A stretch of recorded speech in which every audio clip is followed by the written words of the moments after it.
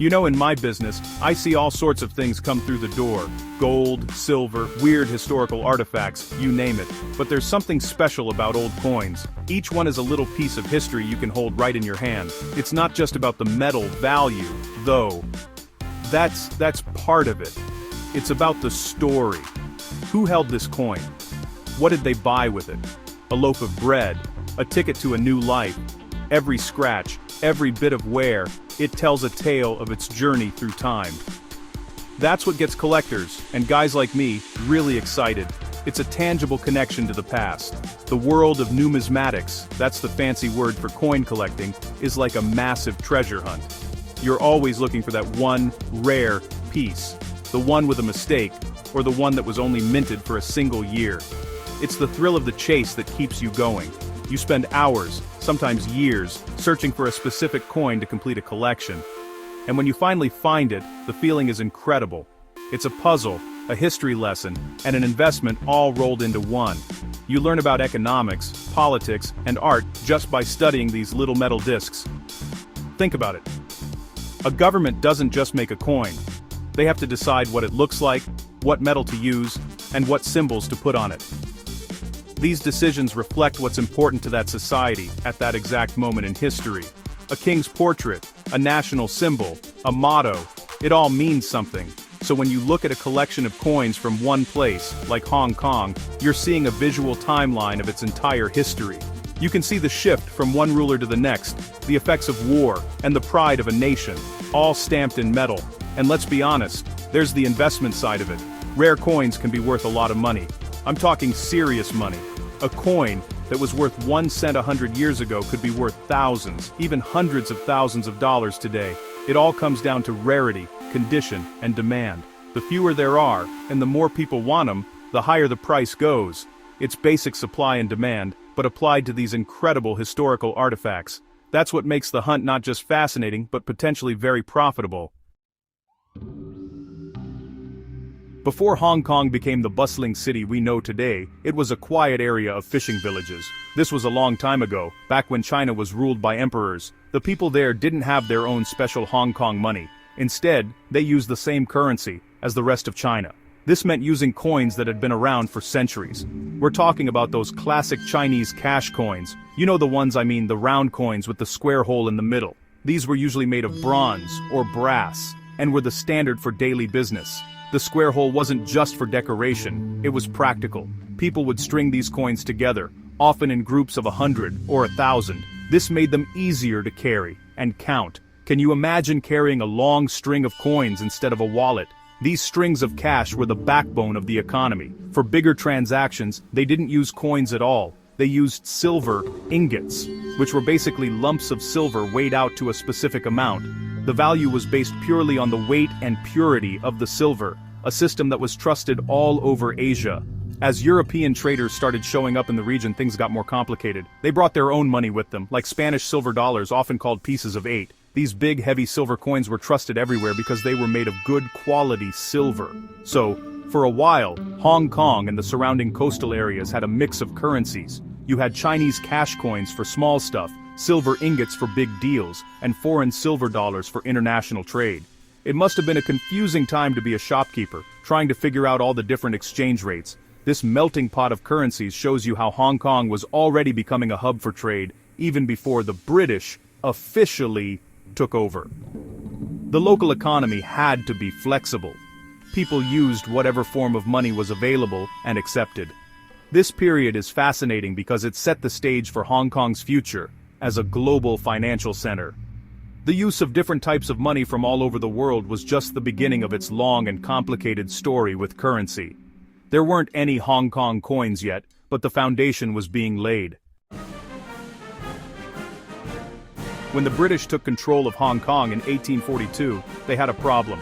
The money situation was a mess. As I said, you had Chinese cash coins, Spanish dollars, and Indian rupees all being used at the same time. The British military and government officials were being paid in their own currency, but the local economy ran on Chinese money. This made trade difficult and confusing. The British tried to make their own currency the standard, but the locals were used to their system and didn't want to switch. Something had to be done to create a single, reliable currency for the new colony.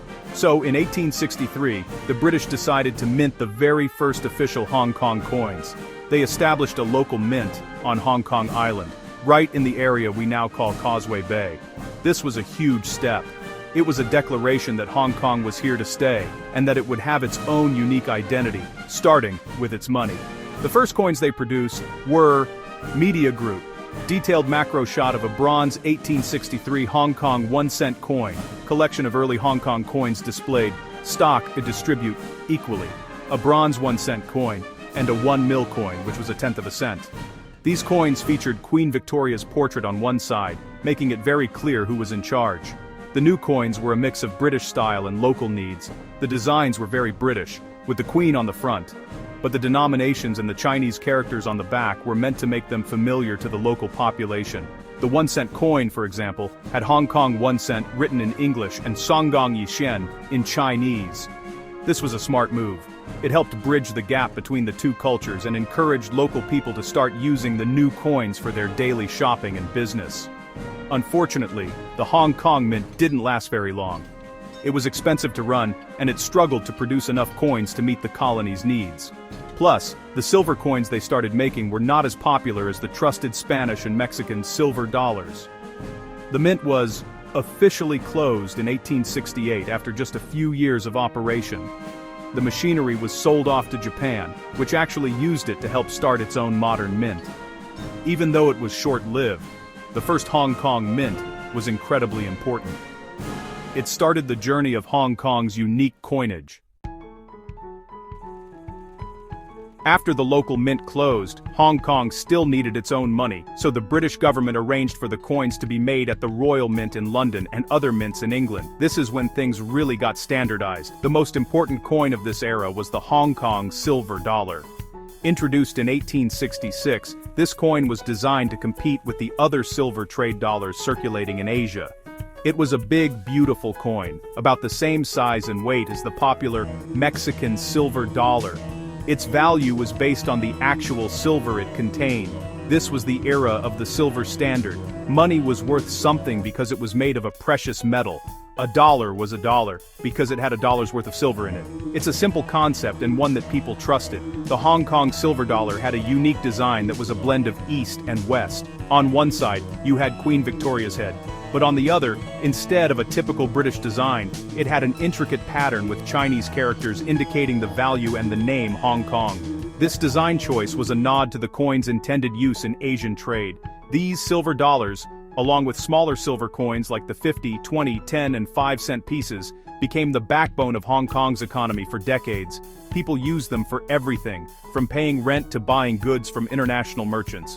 The coins circulated far beyond Hong Kong's borders, becoming a trusted currency for trade all along the coast of China and throughout Southeast Asia.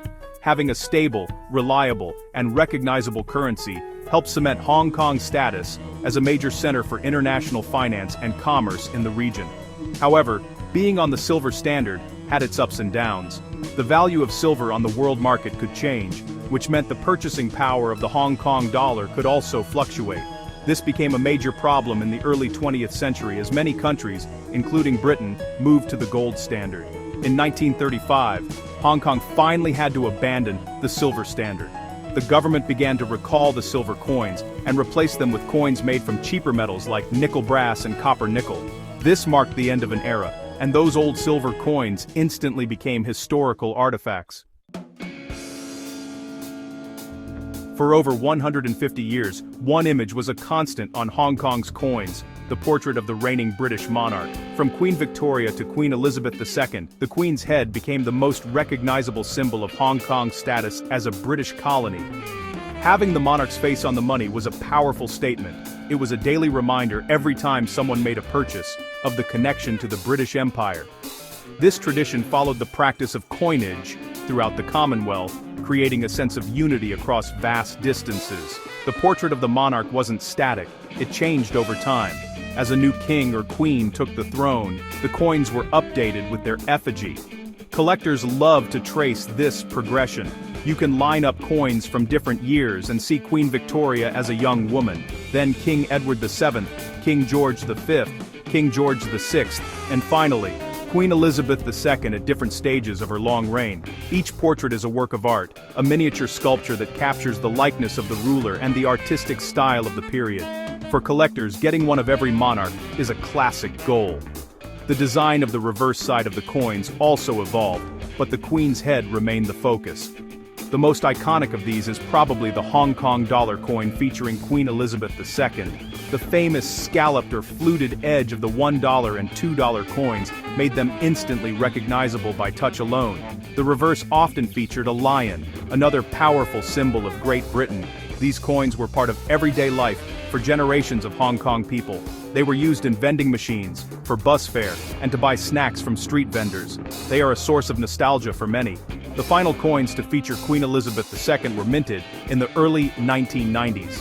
As the 1997 handover of Hong Kong to China approached, the design had to change. The coins minted from 1993 onwards introduced a new design featuring the Bauhinia flower, which would become the new symbol of Hong Kong. The last Queen's Head coins were gradually taken out of circulation, marking the end of British colonial rule in a very tangible way. For collectors, these last issues are particularly special, as they represent the closing of a major chapter in Hong Kong's history. The year 1997 was a massive turning point for Hong Kong. It was the year of the handover, when sovereignty was transferred from the United Kingdom back to China. This wasn't just a political change, it had a direct impact on everything, including the money in people's pockets. As I mentioned, the coins had to change. The Queen's Head, a symbol of British rule for over a century, had to be replaced. Hong Kong needed a new symbol for its new status as a special administrative region of China. The symbol they chose was the Bauhinia flower. The Bauhinia is a beautiful orchid-like flower that grows all over Hong Kong. It had been adopted as the city's floral emblem, and it represented the unique identity of Hong Kong. Starting in 1993, a new set of coins was introduced in preparation for the handover. These coins featured the Bauhinia flower on the front and the value on the back, with Hong Kong written in both English and Chinese. This design was neutral and forward-looking. It was a clean break from the colonial past, but it also established a distinct identity separate from mainland China's currency, the renminbi. One of the most interesting things about this period is what happened to the old coins. The Queen's Head coins weren't immediately declared invalid. They continued to circulate alongside the new Bauhinia coins for many years. So, for a while, you could get change that was a mix of colonial-era money and post-handover money. It was a fascinating transition period. Gradually, the banks collected the old coins and took them out of circulation, but the process took a long time. Even today, you might occasionally find an old Queen's Head coin in your change, a little ghost of the past. For collectors, this transition period is a goldmine. The coins from the years leading up to 1997 and the first years after are highly sought after. They tell the story of this historic moment. The last year of the Queen's Head coins and the first year of the Bauhinia coins are especially popular.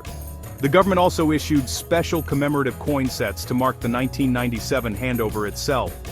These sets were produced in limited numbers and are beautiful collector's items, often housed in special presentation cases, capturing a pivotal moment in world history.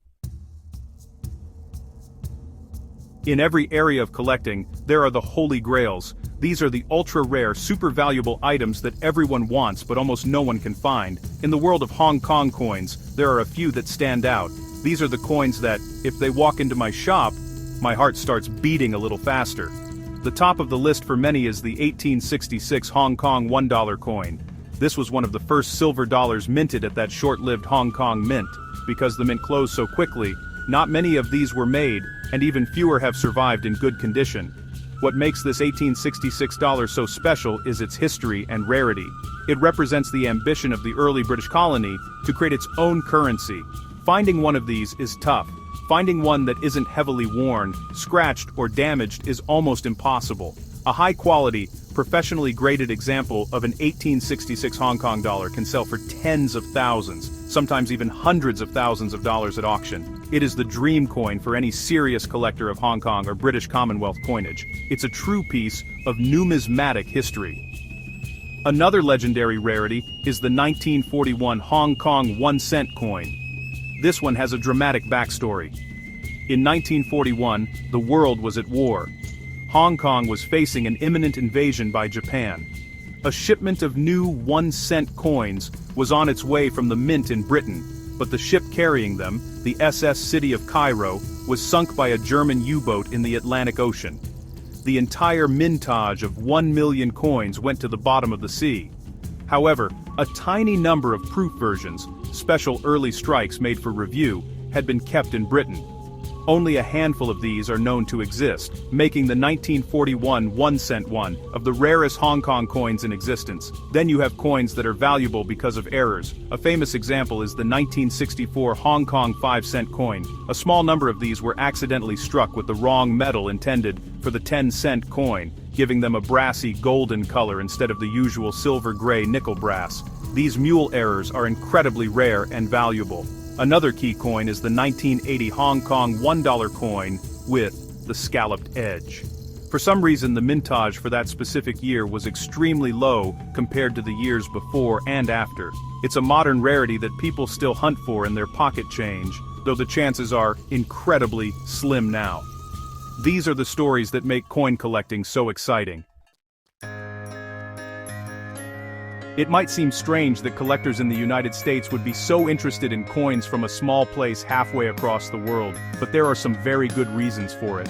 First, America is a nation of immigrants, with a huge population of people with Chinese heritage. For many Chinese Americans, collecting Hong Kong coins is a way to connect with their history and their family's story. Many have relatives who lived in or passed through Hong Kong, and these coins are a physical link to their heritage. It's a deeply personal connection that goes beyond just a hobby. Second, from a pure collector's standpoint, the story of Hong Kong coinage is just plain interesting. It checks all the boxes. It has a clear beginning, middle, and a modern era. It involves the British Empire, Chinese history, war, and a major political transition. The progression of monarchs, the change from silver to modern metals, and the switch from the Queen's Head to the Baonia flower create a well-defined and achievable collecting goal. Unlike collecting US coins where the competition is fierce and prices can be astronomical, collecting Hong Kong coins can feel more accessible, yet still full of challenges. The designs of the coins themselves are also a big draw. They are aesthetically pleasing and well-made. The blend of Western portraits and Eastern symbols is unique in the world of coins. That makes them stand out in a collection. For a collector who might be focused on British Commonwealth coins, the Hong Kong series is an essential and particularly fascinating part of that larger puzzle. The history is just so dramatic compared to, say, coins from Canada or Australia. The story of Hong Kong is filled with conflict and change, and the coins reflect that. Finally, there's the investment angle. American collectors and investors have seen the market for Chinese and Hong Kong collectibles explode in recent years. As the economy in China has grown, a new generation of wealthy collectors there has started buying back their own heritage. This has driven up the prices for the rarest and highest quality Hong Kong coins. American collectors who got into the market early have seen the value of their collections increase significantly. This potential for a good return on investment adds an extra layer of excitement to the hobby.